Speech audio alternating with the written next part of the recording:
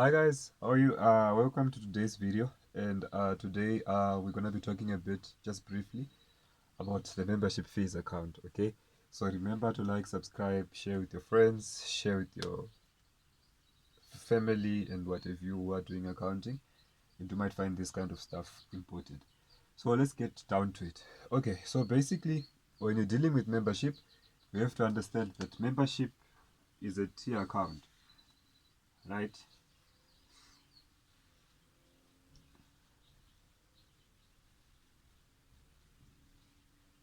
Membership is a tier account. So this tier account is usually called a control account or something along these lines.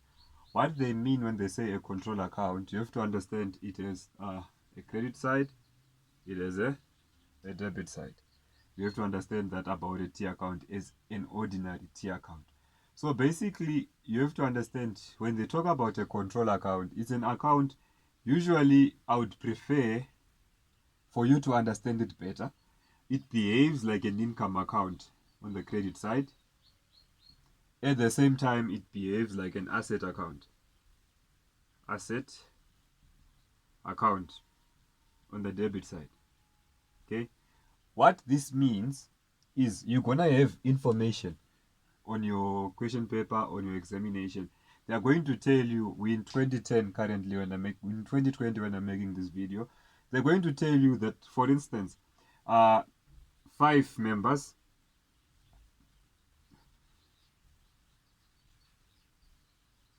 did not pay their membership for 2019, which is the previous year.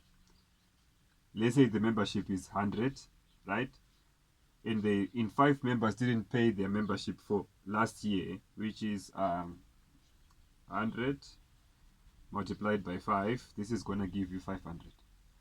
So these people who didn't pay for last year, we classify these people as, or we classify them, or they fall in a category which they like calling accrued income. Remember, accrued income is only saying we earned the income but we haven't received it. This is an asset to us, right?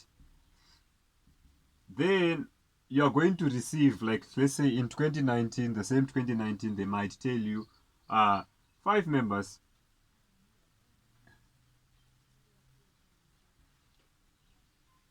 they paid their membership fee for 2020 in 2019, right? So this becomes income received in advance. Received in advance. Hope you can see properly. So basically, income received in advance, this is classified as a liability, right? And accrued income is classified as an asset, right? So what is an asset? What this tells you, when you're doing your T account, the reason for just making this video about membership, I feel like a lot of people fail and struggle to get it right, even on the T account basis. Here on this side, you're going to now have accrued income,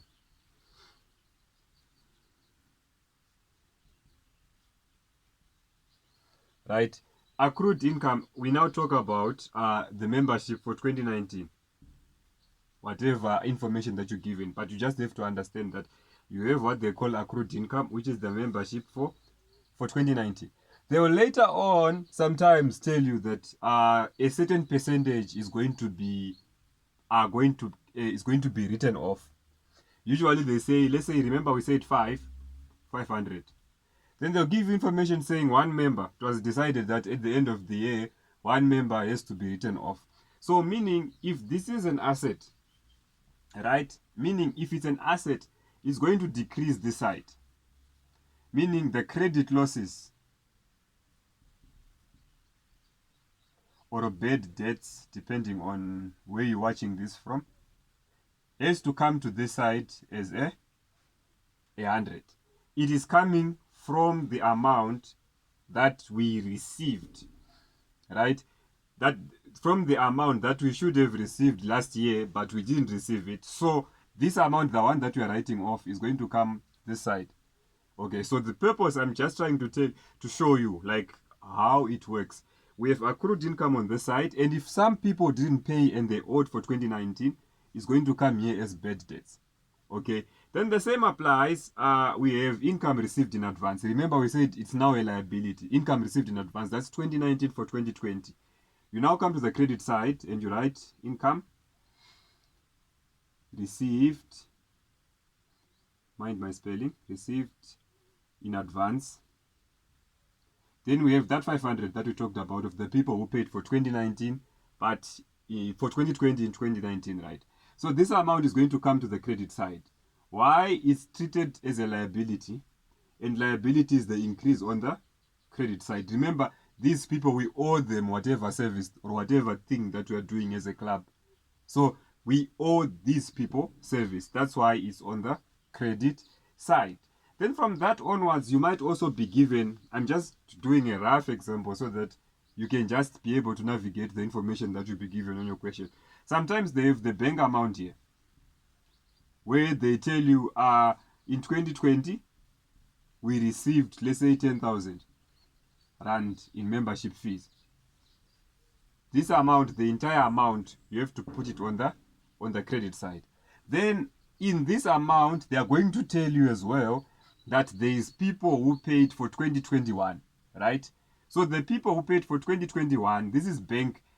The people who paid for 2021, we're supposed to take that amount from the side and it comes to this side, right? So that it lessens this amount, because the bank, you can say it's being treated as an income of the club, of whatever was going on, is being treated as an income. So the only way to reduce this income is when we come to the debit side. So here, that's where you now put prepaid. You can put it prepaid expense or income received in advance. Let's use the same wording. This becomes now income received in advance. So this is now for 2021. Okay, so the amount for 2021 then comes to your debit side. I'm sure this makes sense. So I'm dealing with them individually. So in this amount, you're going to be told that in this amount there's money for next year, which is gonna come to this side. So you just put that money this side. Then from then onwards, you have what they call income and expenditure. Okay, income and expenditure. Let me just allow me to erase this. I know on your side you will have more time. Income and expenditure. And expenditure. So basically, income and expenditure is basically telling you, you now take the membership fee, let's say it's 100 Rand, multiplied by the number of members. Probably we have 50 members, which is 100 times 50, 5,000, or we have 500 members, which becomes 50,000. Simple. Sometimes they won't give you how many members are in the club, and you have to use this income and expenditure part as a balancing figure. Balancing figure simply means you have to calculate which side is bigger, the credit side or the debit side, the difference.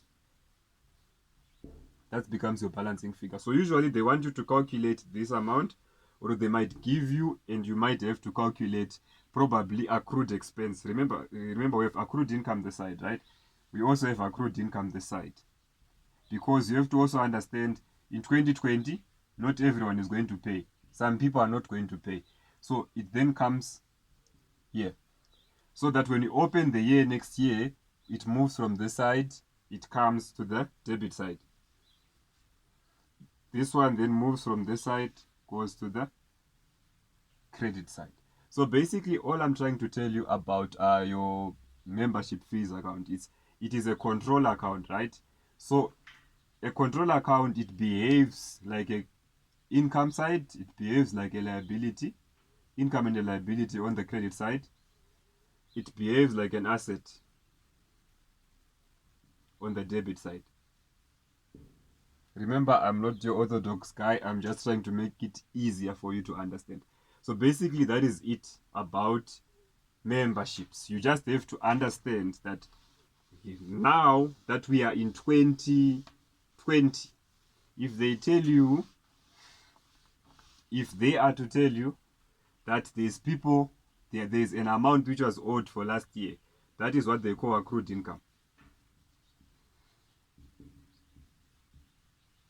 That's 2019.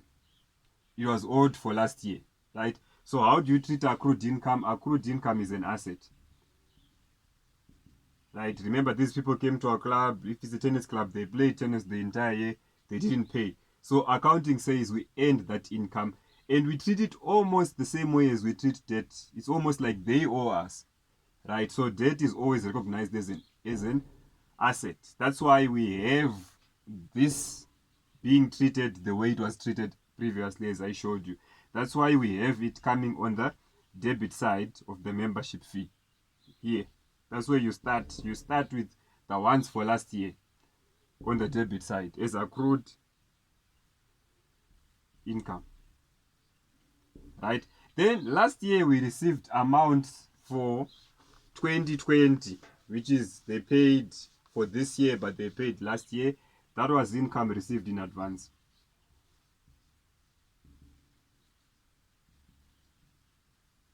How you treat it, same way that I showed you there, is going to come on the credit side, income received in advance, and it comes this side of the membership fees account, right? From there onwards, we have income and expenditure, which is either a balancing figure or the total of all the members times the membership fee.